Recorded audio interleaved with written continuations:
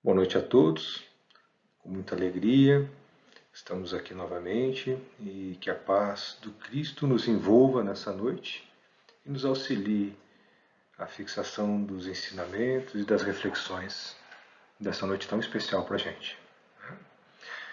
Em tempo de pandemia, é um período que nós estamos sendo obrigados a ficar muito tempo com nossos próprios pensamentos, com a nossa própria companhia, nesse encarceramento, por medidas de segurança e por proteção.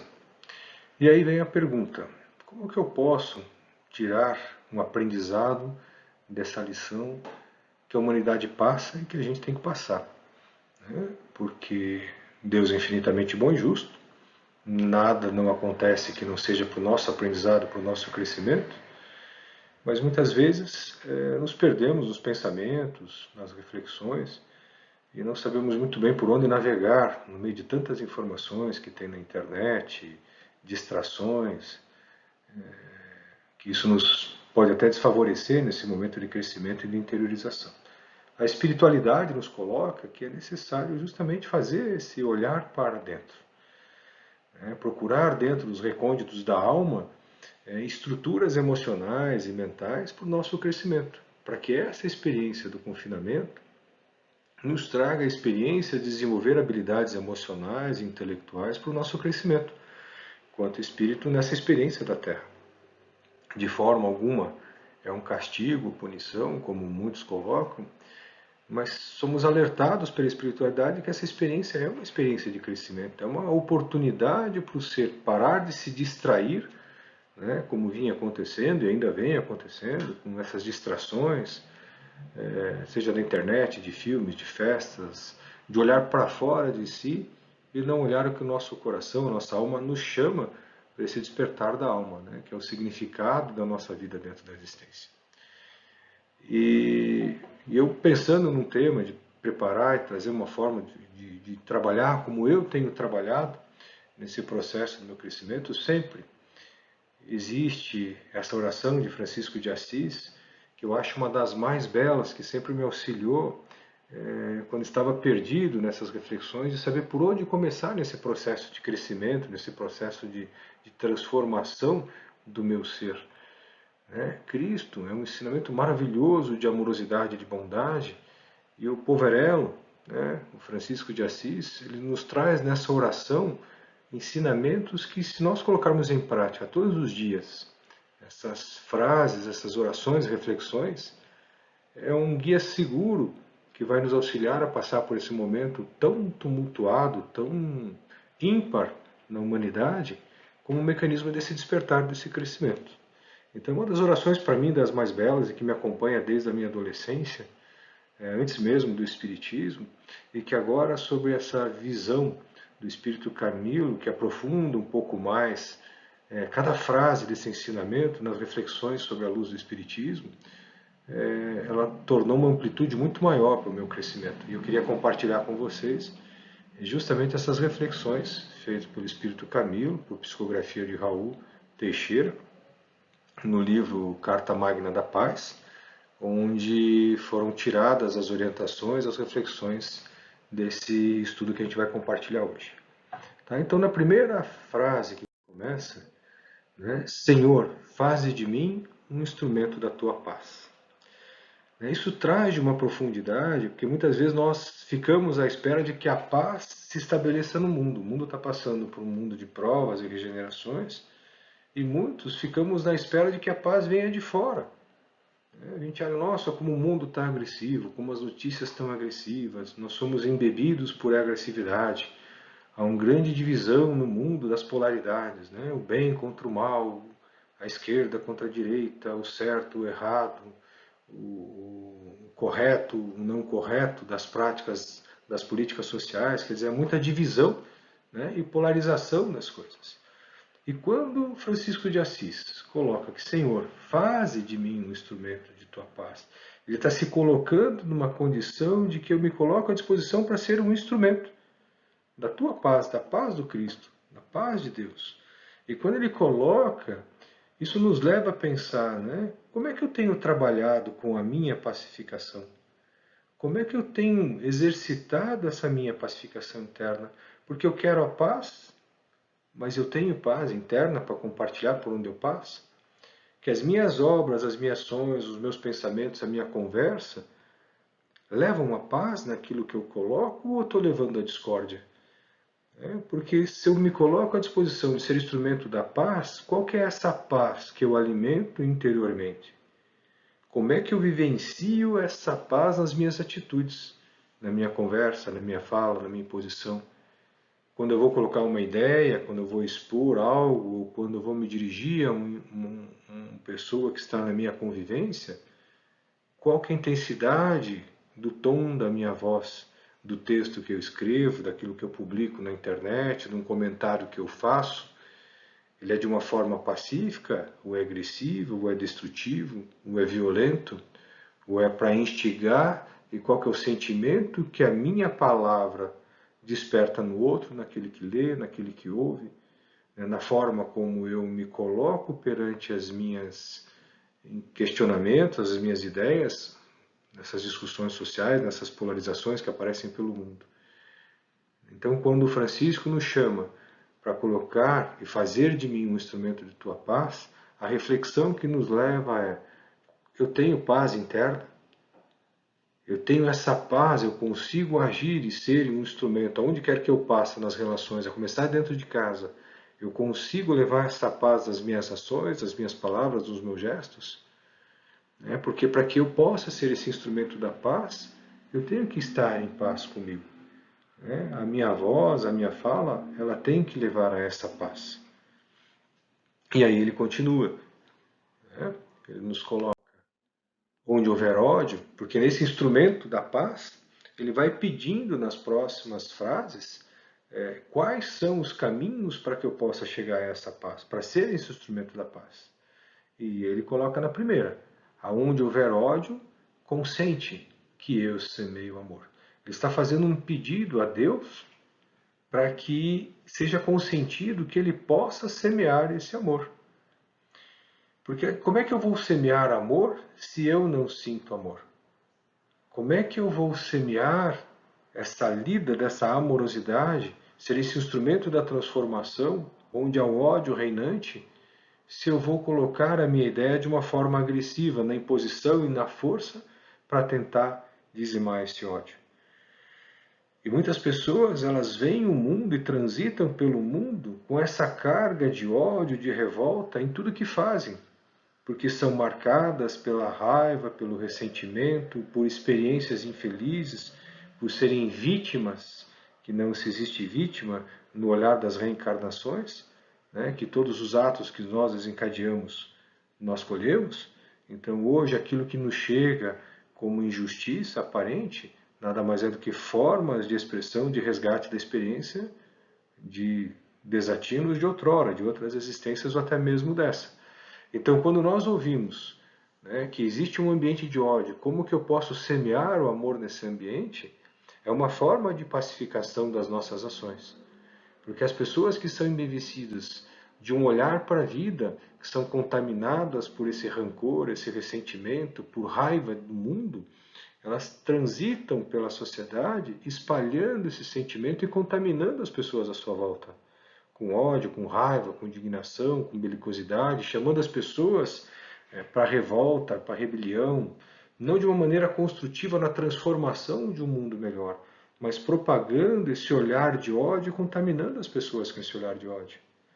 Então, quando ele coloca: Senhor, consente que eu semeie o amor, ele nos tem esse chamado de que aonde observa, onde há ódio, nas atitudes, nas manifestações, nas palavras, nas ações, que eu não entre na vibração desse ódio, que eu não compre essa vibração dessa injustiça na forma de ódio como resolução através da força, através da agressão, através da belicosidade, mas que eu consiga, através dessa amorosidade que o Pai, que o Cristo nos coloca, através da docilidade, da afabilidade, de um pensamento otimista, muitas vezes deixando a pessoa drenar aquele ódio, sem absorver o ódio, já reagindo de uma forma odiosa para se defender das injúrias que nos chegam, mas que eu possa ter a compaixão de olhar aquele ambiente e saber como semear sementinhas de amor, que com o decorrer do tempo ela vai diluindo essa energia de ódio, de animosidade, de uma forma generosa e sutil e envolvente.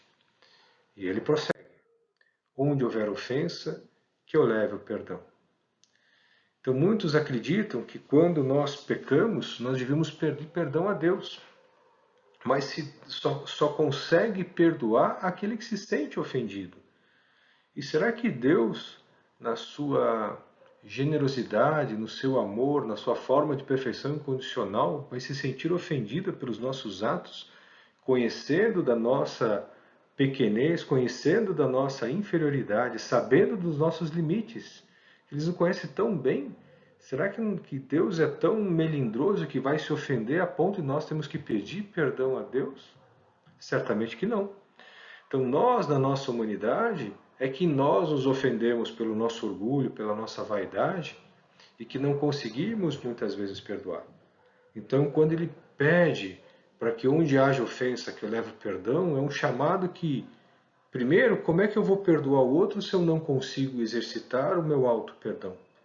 Entender que muitas vezes os meus atos, os meus desatinos, a minha loucura, que prejudicou, ofendeu e magoou alguém, e eu não me perdoo pelos atos que eu cometo nessa existência, quanto mais se nós lembrássemos dos desatinos de uma outra existência, então se faz necessário trabalharmos o auto-perdão primeiramente, entender nesse mecanismo dos nossos processos evolutivos, que fomos criados simples e ignorantes, para que nós, em cada encarnação, as experiências que nos trazem, nós possamos refletir naquilo que nós fizemos, através do exemplo da encarnação do Cristo, que é um exemplo de amor, de bem viver, refletir em quais atos que nós estamos ofendendo, magoando, prejudicando, e entender a nossa humanidade, que ainda somos espíritos simples e ignorantes, se ainda magoamos, se ainda os ofendemos, humilhamos ou prejudicamos alguém, que primeiro de tudo nós tenhamos a consciência do nosso fator ainda movido pelas nossas paixões de inferioridade. Entender a nossa humanidade e não ficar se siliciando, se castigando, se punindo, remoendo os nossos erros e não admitindo mais o erro. Por tantos esforços que já fizemos para se tornar melhor, ainda erramos, ainda falhamos. Então temos que exercitar esse auto-perdão no sentido de entender que ainda somos imperfeitos e que vamos nos esforçar e que ainda a gente vai errar outras vezes, com certeza, que ainda somos imperfeitos, mas em cada tentativa haja vigilância de perceber os nossos comportamentos e vamos perceber no decorrer da nossa evolução que a gente vai errando menos e esforçando mais para repetir os mesmos erros. Esse auto-perdão é uma aceitação da nossa humanidade, mas não uma aceitação de continuar alimentando os nossos vícios que nos levam ao erro. Então, quando nós exercitamos e levamos o perdão, é muitas vezes perdoar também aquele que nós nos sentimos ofendidos. Reconhecer que nós falhamos, vencer o nosso orgulho, né? Porque muitos pensam, ainda hoje, né? Muitos até mesmo nas fileiras cristãs, que você pedir perdão para alguém é muitas vezes se humilhar. Né? Porque a pessoa fez por merecer, porque ela não devia ter feito aquilo, porque é inadmissível, né? Às vezes uma traição, que a pessoa lhe trai a confiança no casamento, no relacionamento, nos negócios, na sociedade, porque a pessoa, através da ignorância, ou das más ações, ou até mesmo da imperfeição, ela cometeu algo que nos feriu profundamente. Então nós entendermos e reconhecer que o outro ainda é imperfeito, e saber perdoar e entender a inferioridade do outro, no sentimento de se libertar que quem errou foi o outro, não foi a gente. E se nós estivéssemos naquela condição de ter errado, ter ofendido, ter magoado, ter traído, não seria bem pior? Então aquele que comete o erro está em situação moral, talvez pior do que a gente. Mas se nós não perdoarmos, se nós não compreendermos o gesto dele, e entender que é um irmão que também falhou, exercitar de coração esse perdão, né, nós estamos sendo tão ou pior do que aquele que continua no erro, que nos ofendeu, que nos magoou. Então nós percebemos que aonde existem ofensas, que aonde existe discórdia, né, que a gente possa ter a capacidade de entender e perdoar.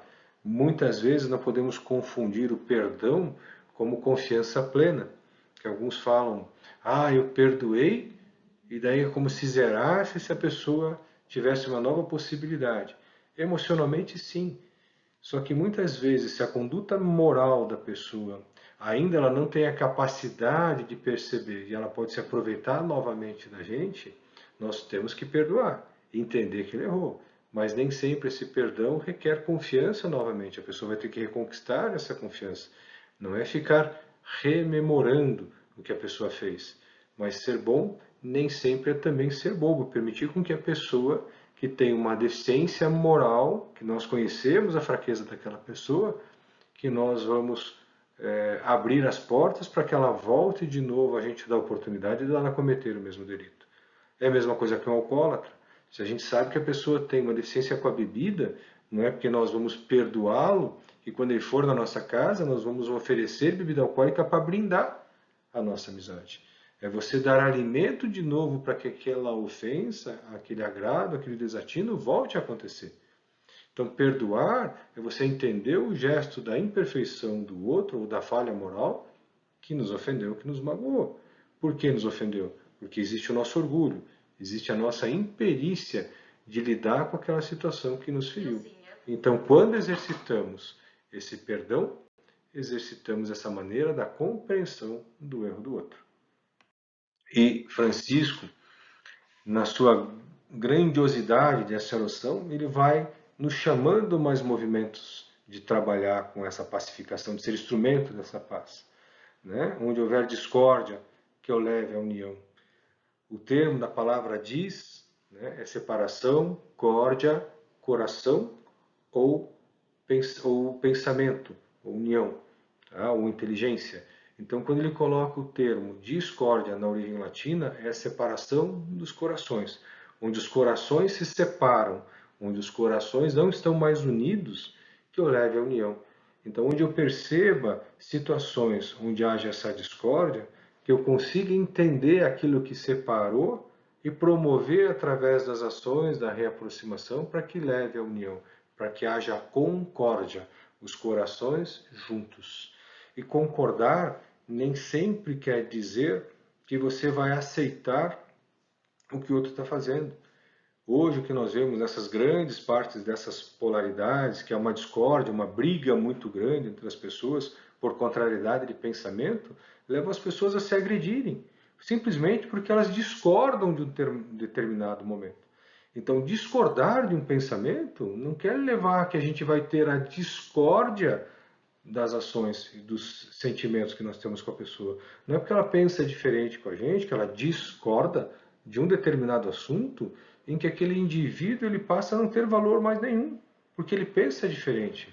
Nós podemos discordar, mas não devemos promover a discórdia, a desunião, a separação das pessoas porque o pensamento é diferente.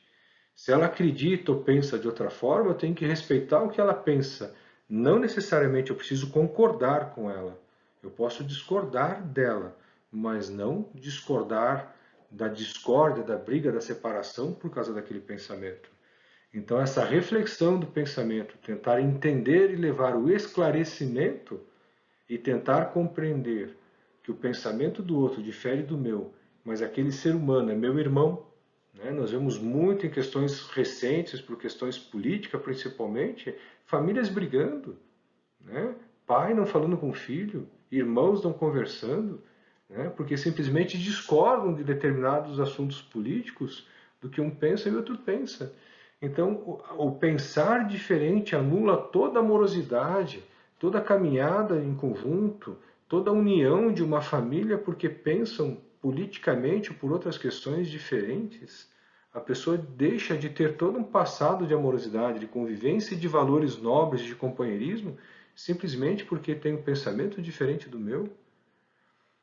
Então, onde haja essa discórdia, que eu leve a união, que eu leve justamente a reflexão de unir essas famílias novamente, que eu possa ser um instrumento de onde hajam pensamentos dissoantes, né? Que cada um respeite o pensamento do outro, não precisa concordar, porque o ser humano é muito mais do que uma posição ideológica. Ele tem um coração, ele tem uma história, tem um antecedente, tem valores, que esses valores devem ser muito mais aprimorados do que simplesmente um pensamento que é diferente. Onde houver dúvida, que eu leve a fé. O duvidar, né, é a falta do conhecimento, porque através do conhecimento, né, através da inteligência, do desenvolvimento das capacidades intelectivas, eu começo a ter mais a fé. Não só a fé perante Deus, mas a certeza dos ensinamentos e do conhecimento. Não só aqui Francisco nos coloca no chamado, como diz o Espírito Camilo, não somente nessa questão de a dúvida em relação a Deus, em dúvida em relação à fé, à esperança, mas tudo aquilo aonde haja falta de conhecimento que me traz a incerteza, que eu possa trabalhar através da orientação, através do conhecimento, para que a pessoa passe a ter a certeza. A fé nada mais é do que a certeza. E ele nos leva justamente como é que a gente vai levar o indivíduo a conseguir compreender, a perdoar e a amar, se ele tem a dúvida, se ele não tem a instrução correta. E no Espiritismo, nós aprendemos muito através da fé raciocinada, da razão, da compreensão dos fenômenos que acontecem, para que a gente tenha essa despertar de uma fé mais vívida, de uma fé mais forte. Por exemplo, se a gente fica no mundo materialista, se nós acreditamos na teoria materialista, que a vida simplesmente é matéria, a gente morre e acaba, nós olhamos o que está acontecendo nessa pandemia, né, nos desesperos, na situação financeira, nessas mortes que estão chegando a milhares de pessoas, a milhões de pessoas em breve, entra em desespero, porque acaba a vida, isso está acontecendo, eu estou cercado, eu não tenho mais esperança, eu não posso mais trabalhar, é uma punição, é o apocalipse que chegou, o mundo vai acabar num desespero.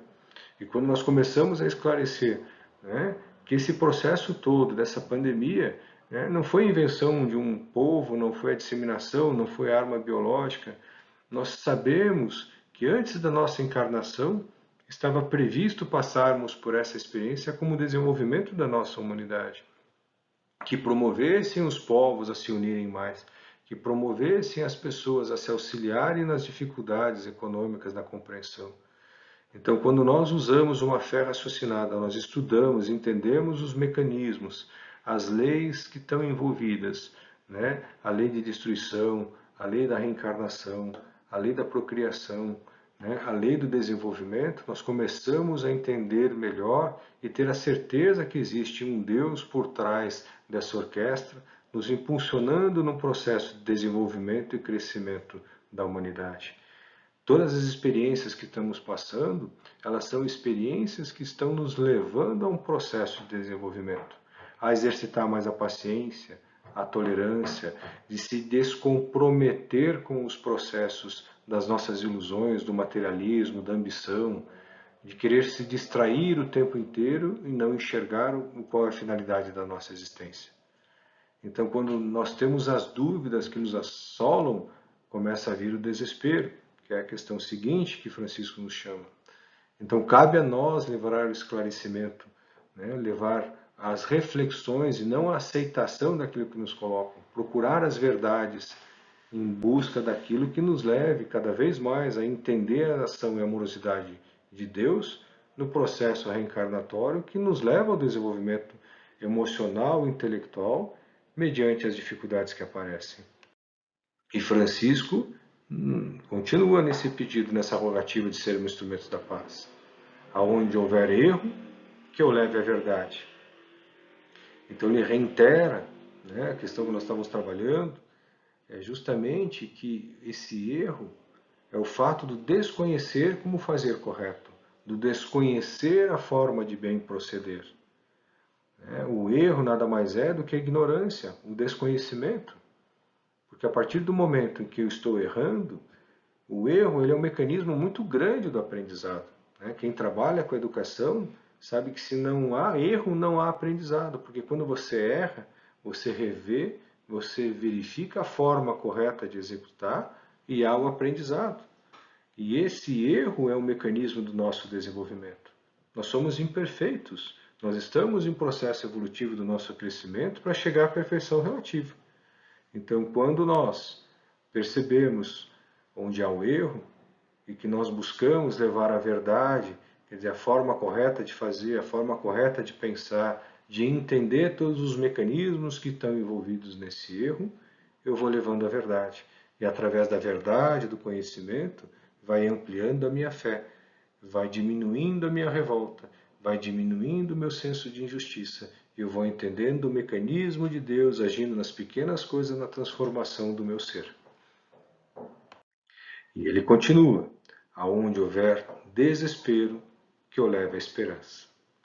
E hoje uma das coisas que mais nós notamos na humanidade, nas pessoas com quem conversamos, é como o desespero tem tomado conta das almas, dos corações, das famílias e da sociedade em geral, em volta do mundo. Porque esse desespero é sem esperança. Quando a pessoa não tem esperança, é como se a vida acabasse. Simplesmente porque ela não consegue entender que todos os seus sonhos tiveram que fazer uma parada estratégia para reflexões e crescimento. Então, quando ela para de se distrair nas viagens, na aquisição monetária, em pagar as contas, em lutar pela sobrevivência, em que ela para e tem que olhar para dentro de si, ela encontra um vazio existencial. Ela perde o sentido da vida porque o sentido da vida dela estava somente nos mundos de relações externas, no mundo material. Então, quando ela entra nesse vazio existencial, porque ela não consegue mais se distrair com a ocupação em excesso, com os desejos de alimentar as suas paixões, ela entra em desespero. Por isso que tantas pessoas não conseguem ficar dentro de casa e vão para as baladas, para festas, para viagens, se expuseram de uma forma exagerada, sabendo que deveriam tomar o cuidado, né? Mesmo que viajassem, continuassem usando a máscara, o isolamento social, mas essa falsa ilusão de que estava tudo sob controle se colocou numa exposição pelo desespero de não conseguir ficar com seus próprios pensamentos e ações. E esse desespero também nos leva a entender a impaciência. Né? Esse sem espera, sem esperança, nos remete muitas vezes a essa impaciência de saber esperar as coisas acontecer, essa inquietude de uma forma desesperada de sair pela vida e querer fazer as coisas. Quando nós não temos paciência, como nós não temos essa quietude da nossa alma, né, fazemos atividades emocionais que levam a levar a discórdia e a levar a completa perda desse controle, muitas vezes na impaciência de uma espera, de uma liberação para você poder sair, de uma chamada telefônica, as pessoas não conseguem esperar o outro falar, que já param, ninguém mais tem paciência de esperar que o outro fale o ponto. Há uma necessidade muito grande, há uma inquietude muito grande, esse desespero de querer fazer as coisas como se isso fosse alimentar esse vazio interior. Então, levar a esperança é justamente acalmar aqueles aflitos que estão em desespero, trabalhando com o conhecimento, com a informação, com a orientação, com a paciência, de que tudo isso vai passar, que tudo isso nós temos que tirar essa experiência, uma forma de crescimento muito grande para a nossa transformação, elevar essa esperança de que isso está tudo certo. Se nós fizermos a nossa parte, né, de procurar se entender, se compreender, exercitar paciência, calma, tolerância, amorosidade, nós vamos estar trabalhando nesses mecanismos de esperança e sabemos que Deus está no comando e que isso vai passar e vamos sair melhores de toda essa experiência, como indivíduo e como sociedade. Esse é o nosso crescimento. Né? Onde houver tristeza, que eu leve alegria. Como passamos por um momento de muita tristeza nos últimos meses. Né? Seres queridos que partem, pessoas que não conseguem compreender, pessoas que passam por dificuldades financeiras, que não têm alimento, que estão perdendo a casa. Como é que nós vamos ter alegria no momento de tanta dor, no momento de tantas perdas como sociedade? Então, como que eu, esse ser que me coloco à disposição, que solicito a Deus, que me coloque como instrumento da paz, eu posso levar alegria naqueles que estão na tristeza. Mas para isso eu tenho que ter uma alegria interior. Eu tenho que procurar alimentar e entender o meu sofrer, as questões que aonde levam a minha tristeza, para que eu não alimente essa tristeza. Porque como é que um coração triste vai levar alegria para alguém? Eu necessito descobrir essa alegria interior. A alegria interior nessa gratidão, né, de estarmos vivos, da gratidão de estarmos passando por essa experiência da humanidade ímpar, onde está sendo colocado às provas a nossa sensação de amorosidade com o próximo, a nossa compaixão, a nossa união, nosso entendimento, o compartilhar daquilo que temos de experiência, de tolerância, de aproximação, né, de doação. Porque para eu levar alegria para alguém, eu tenho que encontrar essa alegria. E como é que a gente vai se sentir alegres no momento onde tantas mortes, tanta dor, tanto sofrimento nos assolam? Então, levar essa alegria é uma verdadeira prova de conseguirmos encontrar a alegria na experiência que estamos passando e estamos conseguindo sobreviver. Alimentar a nossa mente com pensamentos saudáveis, né, com músicas alegres, com reflexões, livros salutares, e sentir principalmente essa alegria em sermos úteis. Que alegria maior quando conseguimos escutar alguém que chora, ajudar uma família que passa necessidade. Muitas vezes não temos nem condição financeira de ajudar pela própria precariedade, mas a palavra, o ouvir, o consolar, o dar o ombro ao amigo, uma palavra de consolo, ouvir aquilo que lamúria, levar esperança, renovação, esse sentimento de ser útil, de fazer e transformar aquele sofrimento do outro indivíduo numa luz de esperança, é levar a alegria, é tirar a tristeza. Porque a tristeza ela vai arraigando na alma, principalmente naquelas pessoas que sofrem luto, que perdem seus seres amados, em que era o motivo da vida, era o esteio financeiro, era o companheiro, era o que dava sustentação emocional para enfrentar as dificuldades da vida, ela perde todo o motivo. Então ela entra numa depressão por ter perdido todo o significado da sua vida, que era daquela relação. Quantos que estão perdendo todo o patrimônio de uma existência por não conseguir lidar com essas adversidades? Então a gente não pode deixar que a tristeza faça morada em nossa alma, que as dificuldades, as perdas, elas são experiências que nos fortalecem para desenvolver instrumentos emocionais de aprendermos a lidar. Que a gente vai entender até o final dessa oração de Francisco de Assis, como trabalhar melhor essa tristeza para não deixar com que ela nos cresça. Ele continua o chamado, aonde houver trevas, que eu leve a luz. A treva, a escuridão, é aquilo que não permite com que a gente caminhe com segurança. Onde está escuro, não enxergamos os buracos, não enxergamos as pedras, né, os percalços que podem nos levar à queda. Então, muitas vezes nós temos essa treva dentro da nossa mente, dentro do nosso coração, onde através da ignorância, através do desconhecimento, através do nosso orgulho de termos ideias fixas de comportamentos, de pensamentos e julgamentos, nós nos colocamos numa treva emocional. Nós não queremos fazer a luz interior brilhar porque estamos apegados aos nossos conceitos, ao nosso materialismo e à nossa verdade, não aceitando uma verdade maior. A maior treva que existe na humanidade hoje é a treva da ignorância. Então, quando levamos a luz do conhecimento, né, a luz, a doutrina espírita que nos coloca essa luz do Cristo, fazendo renascer a esperança através de sabendo que a vida ela continua, que essa existência corpórea é apenas um estágio, que nós vamos retornar à verdadeira vida. Quando levamos a luz da esperança, do esclarecimento e da compreensão que tudo no universo tem um sentido, que tudo no universo tem um significado e que nada é para nos punir e castigar, mas que possamos passar por dificuldades, em que essas dificuldades nos impulsionam a nos movermos em busca do crescimento, do conhecimento, do desenvolvimento do ser através das experiências, nós vamos saindo da treva da ignorância, da escuridão. A partir do momento que entendemos como enfrentar aquele sofrimento e alertamos os nossos semelhantes a quem amamos, dizendo: olha, não vai por ali que você vai cair, eu caí por ali. Olha, se você pensar de tal maneira, ou talvez pensar de forma diferente, talvez você consiga fazer de uma forma melhor.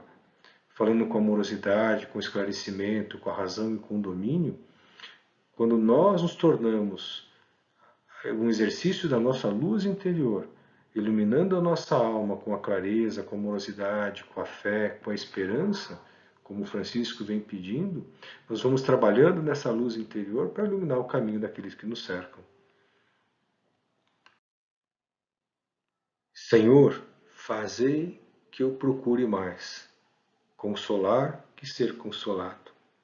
O ser humano continua passando por essas dificuldades, mas esse egoísmo nos leva sempre a querermos ser acolhido, querermos ser entendido, querer ser consolado no nosso sofrimento. Francisco nos dá um exemplo de uma abdicação de si mesmo de tal maneira, nesse exercício de querer ser um instrumento, que ele coloca: faze que eu procure mais consolar. Esse é um gesto de amor que Francisco nos ensina nesse chamado, em que a minha vontade, o meu ser, passa a não ter importância. Que eu não quero, eu abdico de mim, para que eu possa ser um instrumento melhor dessa tua paz, consolando o outro. Que a minha vontade se esvaineça, que eu não tenha a necessidade de ser consolado, que eu consiga olhar na dor e no sofrimento do outro o entendimento de que eu consigo ser mais forte e ajudar aquele que está. Eu abdico de mim, da minha dor, do meu sofrimento, das minhas questões, para que eu possa entender o sofrimento alheio e consolar. É o sentido do significado da existência. Eu consigo enxergar no outro a dor, entender a dor e conseguir consolá-lo naquilo que ele necessita, dando amparo, não pensando em si, se doando. E ele continua o chamado: fazei que eu procure mais compreender do que ser compreendido. Uma grande parcela do nosso sofrimento, uma grande parcela da nossa desesperança, da nossa raiva, da nossa falta de amor, do ódio que muitas vezes assola os nossos corações, os nossos dias, é justamente por nós não conseguirmos compreender o outro. Nós queremos sempre ser compreendidos, sempre que nos entendam, que nos perdoem, que nos amem, que nos consolem. E quando nós pedimos ao Pai que procure fazer com que eu compreenda mais o outro, a partir do momento que eu consigo entender que aquele meu irmão falhou não por maldade, mas por ignorância, que ele falhou por desconhecer uma forma mais saudável de lidar com a situação, uma forma de colocar. Quando eu compreendo que o outro também é um ser imperfeito que falha, e que às vezes a falha ofende a minha vaidade, o meu orgulho, eu começo a compreender a infalibilidade do outro, a falibilidade do outro, desculpe. Consigo entender que o outro também falha. E quando eu compreendo que o outro ainda é imperfeito, eu já não sinto tanta raiva, eu já não sinto tanto ódio, eu já não sinto mais discórdia. Eu consigo entender que muitas vezes o outro erra por ignorância, não por maldade, não por desconhecimento. E, Senhor, fazei que eu procure mais amar do que ser amado. Todos esses exercícios, esses pedidos, essas rogativas de Francisco, nos chama talvez para uma expressão maior, que é nós conseguirmos amar muito mais do que ser amado. Porque ser amado, ser compreendido, ser consolado, são atitudes egóicas, onde eu quero que o mundo me sirva, que o mundo continue me fornecendo. E quando eu começo nesse exercício de ser instrumento de Deus para levar a paz, eu começo a entender em que o meu ego, o meu ser, vai se deixando, vai se dissolvendo e ficando para trás. Porque a partir do momento em que eu procuro amar muito mais, sem esperar um amor em troca, sem esperar ser consolado, sem esperar ser compreendido, mas entender que nesse ser que é aquele que necessita de mim, aquele que muitas vezes nos ofende, nos magoa, nos humilha, eu consigo enxergar aquela alma de um irmão que ainda está encaminhada, ainda é imperfeito. E essa caminhada nós vamos caminhar junto. Então, quando eu olho com compaixão ao meu próximo, em que ele ainda está no estágio de alteração, que passa por desequilíbrio, que está acontecendo algo com ele, eu consigo tocar aquela alma e sentir compaixão, não por pena, não por piedade, que me coloca numa situação que eu sou superior, eu consigo entender ele está melhor, não, mas é numa posição de igualdade, eu consigo entender que o outro, como eu, também consegue ainda errar, ainda falhar. Porque para eu amar o próximo, eu tenho que exercitar primeiro de tudo o meu alto amor, entender as minhas falhas, entender as minhas imperfeições, mas também entender todo o esforço que eu faço para vencer as minhas más inclinações. Todas as reflexões que eu faço a cada dia quando eu levanto a me tornar uma pessoa melhor, mais humana, mais carinhosa, mais amorosa naquele que está lá. Muitas vezes é difícil, nós vemos hoje em dia nas mídias sociais, nas comunicações, aquela famosa frase, eu prefiro amar os cachorros do que amar o homem, porque o homem trai, o homem faz isso. Né? Eu acho, puxa, que legal. Se ele conseguir amar um cão, já é o começo. Né? Porque tem aqueles que nem um cão consegue amar. Se não consegue animar um animal, começa amando uma planta, cuidando de uma planta, regando, vendo ela florescer. A gratidão que essa planta vai dar é por ser regada, por ser amada. Esse é um exercício da amorosidade. Né? E cada vez o ser vai amando mais. E hoje eu contemplo com esse olhar, da onde está esse amor por ser humano, a capacidade que nós temos de amar. Nós vemos a dedicação de tantos profissionais, de tantos seres, né, saindo, se expondo, levando comida, cuidando dos enfermos, da recuperação, amparando, cuidando, né, pessoas preocupadas com animais de rua, catando, dando comida, dividindo o próprio prato para não deixar o cachorro morrer de fome, um gato, um passarinho. Eles são expressões, exercícios de amor, né? Porque muitas vezes nós somos levados a amar numa expectativa de ser amado nas nossas relações.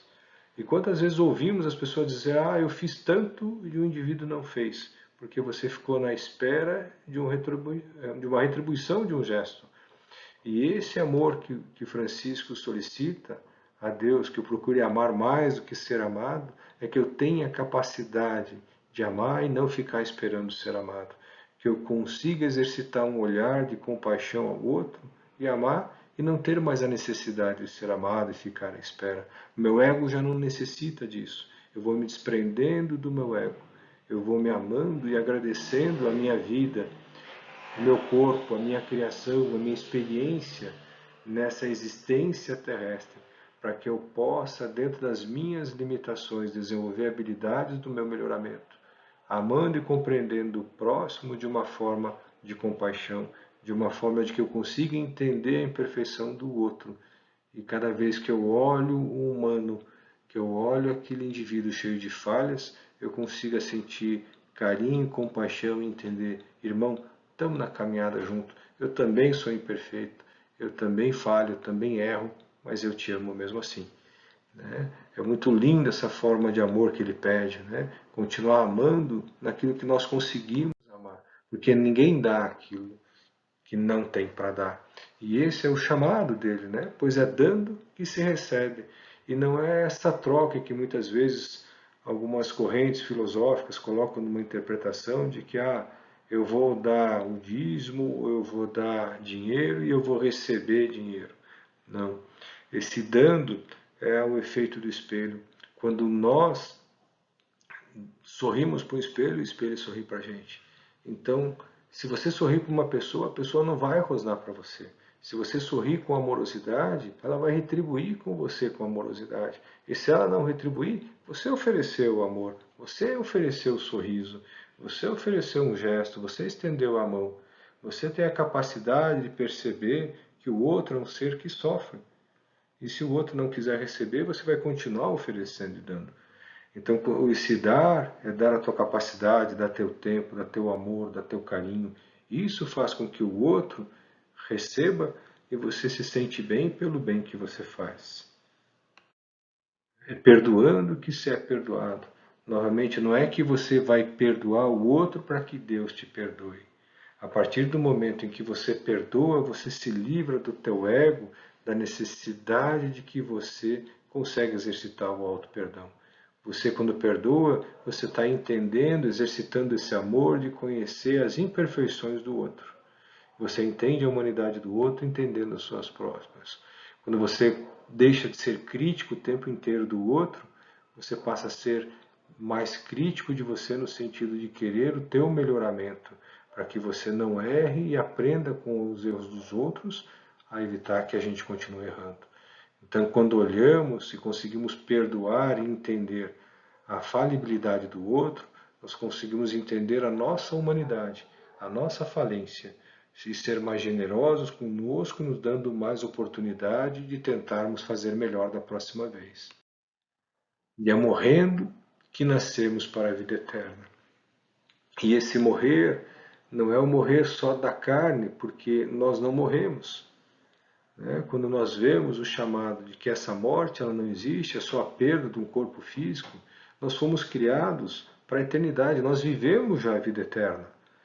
Que a gente fala, morrendo para renascermos para a vida eterna. Então, essa reflexão que o Francisco de Assis nos coloca é que nós já estamos na vida eterna. Encarnados ou desencarnados, nós fazemos parte dessa vida eterna, nós fomos criados e a alma é indestrutível.